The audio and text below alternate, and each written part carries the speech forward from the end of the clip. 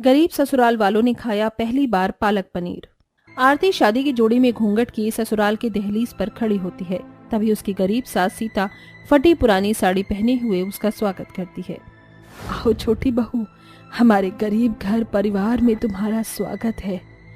ये तुम्हारी जेठानी संगीता है और ये अनुज का बड़ा भाई मोहन, और ये दोनों उसके बच्चे बंटी और गुड्डी। बंटी, गुड्डी, चलो चाची जी के पैर छुओ। दोनों बच्चे जैसे ही आरती के पैर छूने लगते हैं, आगे बढ़ते हैं, तो आरती मुस्कुराकर उन्हें गले से लगा लेती है। मेरे प्यारे बच्चों, आप दोनों को मेरे पैर छूने की कोई जरूरत नहीं है।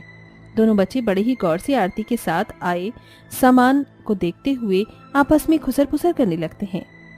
बंटी भैया, उठ, बाशे में क्या है? गुड्डी, उसमें चाची हम दोनों के लिए नए कपड़े लेकर आई होंगी, फिर हम दोनों को ये फटे चिटे कपड़े नहीं पहनने पड़ेंगे। ये सुनकर 5 साल की मासूम गुड्डी खुश हो जाती है। इसके बाद आरती अपने सास ससुर जेठ जेठानी के पैर छूती है। 8 जन के बड़े से परिवार में घर के मुखिया थे गोपीनाथ, जो कि बुढ़ापे में भी दिन भर मेहनत से कोयले की खदान में भारी भरकम बोरी का बोझ ढोते हैं। वहीं मोहन भी जैसे तैसे दिहाड़ी मजदूरी करके 100-200 कमा कर घर लाता, मगर कभी उनको काम मिलता तो कभी नहीं। इतनी गरीबी में घर का खर्चा चलाना और रोटी कमाना उस गरीब परिवार के लिए हर रोज की एक बहुत बड़ी चुनौती थी, जिसमें कि अब आरती भी बढ़ चुकी थी। ससुराल के पहले दिन आरती साफ सफाई करने के बाद पहली रसोई बनाने के लिए रसोई में जाती है, जहां संगीता चूल्हा लीप रही होती है। अरे जेठानी जी, मैं तो आ ही रही थी चूल्हा लीपने। कोई बात नहीं आरती, तो क्या हुआ जो मैंने चूल्हा लीप दिया? आरती, तुम मुझे जेठानी जी की जगह आज से संगीता दीदी कहना। दीदी, आज मेरी पहली रसोई है, तो मैं सोच रही हूँ कि पालक पनीर बना लूँ और साथ में गर्मा गर्म पूरी बना लूँ। मैं माजी से बोलकर पालक पनीर बनाने का सामान मंगा लेती हूँ। ये सुनकर संगीता आरती को रोककर हिचकिचाते हुए कहती है, जरा रुको देवरानी जी, मैं क्या कह रही थी कि पालक पनीर तुम फिर किसी और दिन बना लेना, अभी के लिए तुम आलू की सब्जी और रोटी बना लो। संगीता दीदी, आज मेरी ससुराल में पहली रसोई है और पहली रसोई में इतना सादा खाना। क्या बात है दीदी, आपको देखकर ऐसा लग रहा है जैसे आप मुझसे कुछ कहना चाहती हैं। जेठानी जी, अब मैं इस घर का हिस्सा हूँ और ये घर परिवार मेरा अपना है। अब आप बताइए। देखो देवरानी जी, हमारे करीब ससुराल की हालत इतनी ठीक नहीं है। देवर जी की शादी भी कर्जा लेकर हुई है। मैंने देखा है तुम्हारे जेठ जी, देवर जी और ससुर जी कितनी मेहनत से हमारे लिए 2 वक्त की रोटी कमाने के लिए अमीरों की गालियां खाते हैं और धूप भरी कड़ी गर्मी में भारी बोरी ढोते हैं। ऐसे में भी बस 2 वक्त की दाल रोटी का ही इंतजाम हो पाता है। और जब से मैं इस घर की बहू बनकर आई हूँ, मैंने ऐसे भी दिन देखे हैं आरती, जब हमें नमक पानी पीकर भी सोना पड़ा था। तुम ही बताओ, ऐसे में हम गरीबी में हमारा परिवार पालक पनीर कहाँ से खा पाएगा? संगीता की बातों में एक बड़ी ही लाचारी दिख रही थी। ऐसे में गरीबी के चलते आरती 2 दिन आलू से ही पतली तरीदार सब्जी बनाकर अपनी गरीब ससुराल वालों को रोटी सब्जी परोसती है। तभी बंटी और गुड्डी दोनों खाना देखकर रोते हुए कहते हैं, चाची, आपने भी माँ के जैसे ही ये पानी वाली सब्जी और रोटी बनाई है। हमें ये नहीं खाना, नहीं खाना, नहीं खाना। हाँ, मैं भी ये गरीबों वाला खाना नहीं खाऊंगी, नहीं खाऊंगी, नहीं खाऊंगी। बंटी, गुड्डी, ऐसे जिद नहीं करते, चलो चुपचाप से अच्छे बच्चे की तरह खाना खाओ। बच्चों को खाना खिलाने के लिए उनका गरीब दादा गोपी अंदर ही अंदर ढहकते हुए रोटी का एक निवाला तोड़कर खाते हुए झूठ मूठ में खाने की तारीफ करते हुए कहता है, ओए होए भाई, वाह छोटी बहू, तुमने क्या स्वादिष्ट आलू की सब्जी बनाई है। वाह, इसके आगे तो होटल की सब्जी भी फेल है। और ये नरम मुलायम रोटी तो सब्जी के बिना भी कितनी मीठी और स्वादिष्ट लग रही है खाने में। ये सुनकर दोनों बच्चे भी खाने लगते हैं और इस तरह से पूरा परिवार मन मारकर खाना खाता है। अपने गरीब ससुराल वालों का ऐसा हाल देखकर आरती को बहुत बुरा लगता है। हे भगवान, कहाँ है तू, जहाँ अमीरों के घरों में एक वक्त के खाने में 2-3 तरह की सब्जियां बनती हैं और वहीं एक गरीब के परिवार को पानी वाली सब्जी के साथ रोटी खाकर ही पेट भरना पड़ता है। मगर मैं अपने गरीब ससुराल वालों को पालक पनीर बनाकर खिलाकर ही रहूंगी। अपने गरीब ससुराल वालों को पालक पनीर खिलाने के लिए आरती दूर बाजार से होलसेल की दुकान से राशन पानी खरीदती, जिसमें से कि वो 1-1 2 रुपए भी बचाने लगती है। वहीं एक दिन बंटी और गुड्डी जब स्कूल जाते हैं तो रोहन को लंच में पालक पनीर की सब्जी और पूरी खाता देखकर उन दोनों गरीब बच्चों का मन भी ललचाने लगता है और वो उनके पास जाकर पूछते हैं, रोहन, ये तो क्या खाना खा रहा है? ये पालक पनीर की सब्जी है, खाने में बहुत ही स्वादिष्ट होती है। मुझे तो पालक पनीर की सब्जी बहुत पसंद है। और तुझे पता है, बड़ी बड़ी हाई फाई शादियों में ही पालक पनीर की सब्जी बनती है। मोहन भैया, क्या तुम थोड़ी सी पालक पनीर हमें भी खिलाओगे? हमने ये पालक पनीर कभी नहीं खाया। गुड्डी की पालक पनीर खाने की बात सुनकर रोहन उन दोनों भाई बहन को अपने बेंच के पास से भगाने लगता है। तुम दोनों गरीबों ने अपनी शक्ल देखी है, बड़े आए पालक पनीर खाने। औकात एक पैसे की नहीं, चलो फुटो यहाँ से। बेचारे दोनों रोते हुए अपनी बेंच पर आकर बैठ जाते हैं और उदास मन से घर आकर कहते हैं, माँ, दादी माँ, चाची, मुझे और बंटी भैया को पागल पनीर खाना है। हैं? पागल पनीर? गुड्डी बिटिया, बाजार में ऐसी भी कौन सी सब्जी आ गई है? ऐसी कोई सब्जी नहीं होती। होती है दादी माँ, और पागल पनीर है पैसे वाले भले भले लोगों की शादी में बनती है। मासूम गुड्डी की ये बात सुनकर बहू आरती को समझते देर नहीं लगती कि वो दोनों बच्चे पालक पनीर खाने की बात कर रहे हैं।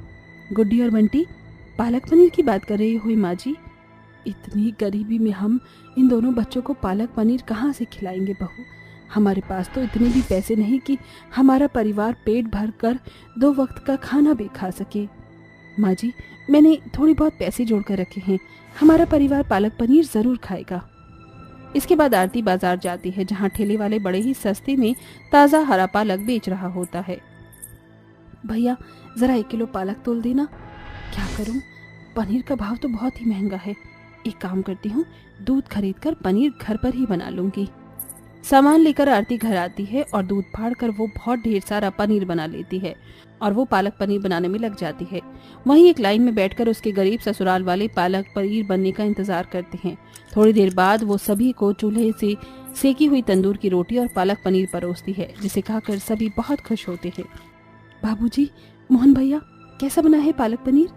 बहुत ही स्वादिष्ट। आरती बहू, जिंदगी में पहली बार हम सबने पालक पनीर खाया है, वरना हम गरीबों के लिए तो 2 वक्त की रोटी कमाना ही बड़ा मुश्किल होता है। सचमुच बहू, तेरे हाथों में तो जादू है। एकदम होटल जैसा स्वाद है तेरे बनाए हुए पालक पनीर में। हाँ चाची, आप पागल पनीर का एक ढाबा खोल लो, फिर आप एक पागल पनीर बेचकर अच्छे पैसे कमा लोगी, और मैं और बंटी भैया भी रोज रोज पागल पनीर खाएंगे। माँ जी, गुड्डी बिल्कुल ठीक कह रही है। क्यों ना हम सभी परिवार आरती के साथ मिलकर पालक पनीर का ढाबा खोले? क्या पता हम गरीबों के दिन बदल जाएं। हाँ संगीता बहू, तू ठीक कहती है, हमें अपनी किस्मत आजमानी चाहिए। 5 साल की गुड्डी आरती और उसके गरीब ससुराल वालों को गरीबी भरी जिंदगी से निकलकर आगे बढ़ने का रास्ता दिखा देती है, जिसके बाद सभी ढाबे का बर्तन चूल्हा इकट्ठा करते हैं और थोड़े बहुत पैसों के साथ मिलकर गरीब बहू के साथ पालक पनीर और चूल्हे की तंदूरी रोटी का ढाबा खोलते हैं। गरीब बहू के हाथों से बनी पालक पनीर में घर जैसा स्वाद होने के चलते ढाबा बहुत बढ़िया चल पड़ता है। अब ढाबे पर सुबह से लेकर रात तक खाने के लिए लोगों की भीड़ जमा रहती है और उनकी अच्छी खासी कमाई भी होती है। और इस तरह से आरती न सिर्फ अपने गरीब ससुराल वालों को पहली बार पालक पनीर खिलाती है, बल्कि अपनी ससुराल के हालात भी ठीक कर लेती है। सौतेली मोनिका और पाखी में कभी नहीं बनती थी, क्योंकि पाखी मोनिका के काले रंग को पसंद नहीं करती थी और उसके लंबे बालों से भी चिढ़ती थी। यकीन नहीं होता तो आप खुद देखिए। 8 साल की मोनिका सुबह उठकर नहा कर आती है। वो अपने लंबे बालों में तेल लगा रही थी, तभी पाखी उसकी तेल की कटोरी को फेंक देती है। अरे पाखी, तू क्या कर रही है? तूने तेल क्यों फेंक दिया? अगर कुंती माँ आ गई तो वो मुझे बहुत डांटेंगी। हाँ तो अच्छी बात है, मैं तो चाहती हूँ कि माँ तुझे डांटे। समझती क्या है तू खुद को? इतने बड़े काले लंबे बाल तो है ही, अब क्या रेपेंजल के बाल बनाएगी हमारे घर का तेल खत्म करके? जी तो चाहता है तेरे इन बालों को मैं कैंची से काट दूं। पाखी तू मुझसे ऐसे क्यों बोल रही है? क्या मुझसे कोई गलती हुई है? मैं तो तेरे खिलौने और तेरे कपड़े भी नहीं छूती हूँ। अच्छा भोली बनने का नाटक मत कर। आवाज सुनकर जब कुंती आती है, क्या है ये सब? ये फर्श पर इतना तेल क्यों गिरा हुआ है? ओ काली कलूटी, तेरा ही किया धरा है ना, ताकि मैं फिसल कर गिर जाऊं? नहीं माँ, ऐसी कोई बात नहीं है, मैं तो अपने बालों में लगा रही थी। पर पाखी, अच्छा अब तू मेरी बेटी को फंसाने के लिए उसका नाम लगा रही है? तेरी तो जुबान खींच लूंगी मैं। जल्दी से इसे साफ कर दे, वरना तेरे हाथ पैर तोड़ दूंगी। और रसोई में बर्तन भी साफ करने हैं। उसे क्या तेरी माँ साफ करने आएगी? चल जल्दी से कर। जी माँ, मैं अभी करती हूँ। ये सुनकर नम आंखों से मासूम मोनिका झाड़ू पोछा लेकर उस जगह को साफ करती है। फिर मोनिका रसोई को साफ करती है। हो गया सारा काम, माँ को बता देती हूँ। ना ना ना, सिर्फ डांट सुनवा कर मुझे मजा नहीं आया, मैं तो इसे माँ से पिटवा कर ही मानूंगी। ऐसा बोलकर पाखी फ्रिज में से एक चम्मच दाल लेकर धुले हुए बर्तन के ऊपर डाल देती है। कुछ देर बाद कुंती आती है तो गंदे बर्तनों को देखकर उसे बहुत गुस्सा आता है और वो मोनिका का जोर से कान मरोड़ देती है। क्यों रे कलमुही, बड़ी बिगड़ रही है ना तू? एक काम तुझसे ठीक से नहीं होता। जरा बर्तन देख, ऐसे साफ करते हैं बर्तन? दाल लगी हुई है इस पर। आह माँ, माँ मेरे कान में बहुत दर्द हो रहा है। माँ मेरे कान को छोड़ दो, मैंने सच में अच्छे से बर्तन साफ किए थे। माँ पता नहीं गंदे कैसे हो गए। आउच! बताती हूँ तुझे तेरा आउच, मैं निकालती हूँ ऐसे। कुंती को बेचारी बच्ची पर तरस नहीं आता और वो कड़छली उठाकर अपनी सौतेली काली बेटी को बहुत मारती है, जिससे उसके हाथ पैर लाल हो जाते हैं और वो बहुत रोती है। ये देखकर पाखी को बहुत खुशी होती है। अब पहुंचा मेरे दिल को सुकून। आई बड़ी कलूटन, आज के बाद मुझे एक भी काम तेरा बिगड़ा हुआ नजर आया ना तो इससे भी ज्यादा बुरी हालत करूंगी तेरी। और खबरदार, अपने पिताजी को तूने कुछ कहने की कोशिश भी की तो तेरे लंबे बाल पकड़कर खींच दूंगी और कैंची से काट दूंगी, समझी? नहीं नहीं माँ, मैं कुछ नहीं बताऊंगी। ये कहकर मोनिका धीरे धीरे बर्तन फिर साफ करती है और कमरे में अपने माता पिता की तस्वीर के सामने रोने लगती है। आह माँ, आप कहाँ हो? मुझे बहुत दर्द हो रहा है और पापा को भी मैं कुछ नहीं बता सकती। देखो कुंती माँ ने मुझे कितना मारा, बहुत दर्द हो रहा है। ये कहते कहते वो सो जाती है। शाम को मुकेश घर आकर मोनिका के कमरे में जाता है तो उसके हाथ पैर देखकर मन अजीब सा हो जाता है। वो कुंती से पूछता है तो कुंती झूठ बोलकर उसे चुप करा देती है। ऐसे ही कुंती हमेशा सारा प्यार अपनी बेटी को देती है और उसको नए कपड़े दिलाती है, मगर मोनिका के साथ सौतेला व्यवहार करती है। वक्त के साथ दोनों बेटियां बड़ी हो जाती हैं। कुंती अभी भी वही व्यवहार करती थी, इसके बावजूद भी काम करवाती थी। ये बात आज तक मुकेश को पता नहीं चलती है, मगर वो अपनी दोनों बेटियों से बराबर प्यार करता था। ऐसे ही एक दिन कॉलेज में समीर मोनिका को कहता है, मोनिका रुको, बस बहुत हो गया। अब मैं तुम्हें सिर्फ देखना नहीं चाहता हूँ, अपने दिल की बात कहना चाहता हूँ। मैं तुम्हें बहुत पसंद करता हूँ, बहुत ज्यादा चाहता हूँ। तुम्हारे लंबे बाल, तुम्हारी सादगी मुझे बहुत ज्यादा अच्छी लगती है। क्या तुम मुझसे शादी करोगी? क्या सच में तुम मुझसे शादी करना चाहते हो? पर मैं तो काली हूँ, फिर क्यों?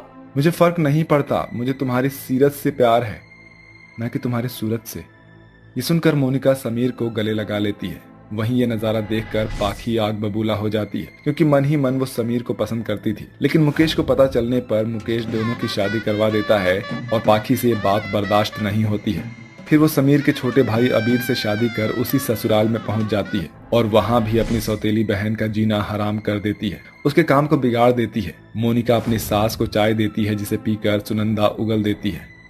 कमबख्त चुड़ैल काली कलूटी, तेरे लंबे बालों से मैं खुश नहीं हो जाऊंगी। भले ही मेरे बेटे ने तुझसे शादी कर ली हो, लेकिन तुझ जैसी काली बहू को मैं अपना नहीं मानती। और ये कैसी चाय बनाई है? मारना चाहती है मुझे?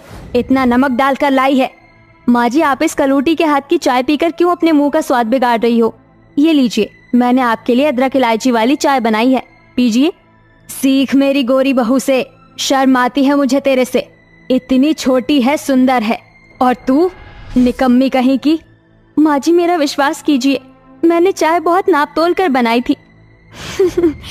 इसने मुझसे मेरा प्यार छीना था ना, मैं इसकी भविष्य की खुशियां ही छीन लूंगी, जैसे बचपन से छीनती आई हूँ। कुछ दिनों बाद जब सुनंदा की दोनों बहुओं की मुंह दिखाई होती है तो पड़ोसन शगुन देने के बाद कहती है, अरे सुनंदा, तेरी काली बहू बड़ी सुशील है, बहुत लाज शर्म है, घूंघट भी कितने अच्छे से ओढ़ रखी है। और तेरी गोरी बहू, ना तो उसने नमस्ते की, शक्ल भी घमंडी जैसी है, और कहीं से नई नवेली दुल्हन नहीं लग रही। और इसके बाल भी तो इतने अजीब से हैं, छोटे। पर तेरी काली बहू के लंबे बाल मुझे बहुत पसंद आए। वही तो, मुझे भी मोनिका के बाल बहुत पसंद है। पहले जमाने में होते थे ऐसे लंबे बाल, लेकिन अब लड़कियों को छोटे छोटे बाल पसंद है, बस उन्हें फैशन करना है। माँ जी देखिए ना, ये मेरी गोरी सूरत की तारीफ नहीं कर रहे, उल्टा सुना रहे हैं। मुझे नहीं पसंद। मुझे भी वो कलूटन पसंद नहीं है। ठहर जा, ज्यादा उड़ रही है ना, रात को इसके बाल काट देंगे हम। मुंह दिखाई की रस्म के बाद सुनंदा सीढ़ी पर से फिसल जाती है, जहां सुनंदा के लाख चिल्लाने पर भी पाखी नहीं आती है और मोनिका बहू उसे हॉस्पिटल लेकर जाती है और घर आकर उसकी सेवा करती है। माँ जी, डॉक्टर ने बोला है आप 2-3 दिन में ठीक हो जाएंगी। ये दवाई खा लीजिए, कुछ भी जरूरत हो आप मुझे बताना। हाँ बहू, छोटी बहू, तूने मुझसे कुछ भी नहीं पूछा और मैं तुझे हॉस्पिटल बुला रही थी, तब भी तू नहीं आई। क्या करती माँ जी आकर? ये काली कोयली गट्टर आपके साथ थी ना। पाखी, तुझे मोनिका बहू के बारे में ऐसा नहीं कहना चाहिए। घर का सारा काम करती है वो, और तुझसे इतना भी नहीं हुआ अपनी सास को देख ले। अरे मुझे नहीं इंटरेस्ट आपकी सेवा करने में। बहुत तारीफ करनी है ना माँ जी को इसकी। आज की रात इसे टकली होना ही होगा। रात को सोते समय पाखी कमरे में कैंची लाकर उसके बाल काटने लगती है कि तभी उसका पीछा करते हुए सुनंदा भी वहां आ पहुंचती है और मोनिका के बाल कटने से बचाती है, जिसमें सुनंदा के हाथ में कैंची लग जाती है। शोर सुनकर मोनिका के कमरे की लाइट जलती है और मोनिका अपनी सास को देखती है और उसकी जल्दी से पट्टी करती है। जब ये बात पाखी के पति अबीर को पता लगती है तो वो एक बहुत तेज थप्पड़ पाखी को मारता है। तुम्हारी हिम्मत कैसे हुई माँ को कैंची मारने की, और तुम भाभी के कमरे में क्या कर रही हो? मैं बताती हूँ बेटा। ये मोनिका के बाल काटने आई थी, क्योंकि उसके बालों से ये हमेशा से चिढ़ती थी। मैं भी यही करना चाहती थी, पर मेरी आंखें खुल गई, क्योंकि मोनिका बहू दिल से बहुत अच्छी है, बहुत सेवा करती है। पर जब मुझे इस पाखी की जरूरत थी तब ये नहीं आई। मेरी आंखों से पट्टी उतर गई कि काला गोरा कुछ नहीं होता, इंसान का दिल अच्छा होना चाहिए। मोनिका बहू, मुझे माफ कर दे। माँ जी, आप मेरी माँ हैं, माफी मत मांगिए। शर्म आ रही है तो माफी मांग लो या इस घर से निकल जाओ। नहीं नहीं कबीर, मैं यहाँ से कहीं नहीं जाना चाहती हूँ। आप सब मुझे माफ कर दीजिए। माफ कर दे मेरी बहन, आज के बाद मैं फिर कभी ऐसा नहीं करूँगी। ये सुनकर मोनिका पाखी को माफ कर देती है, जिसके बाद दोनों बहनें खुशी खुशी अपने ससुराल में रहने लगती हैं। दोस्तों, कभी भी हमें किसी को उसके काले रंग के प्रति नीचा नहीं दिखाना चाहिए, वरना उसका हाल भी पाखी जैसा ही हो जाता है।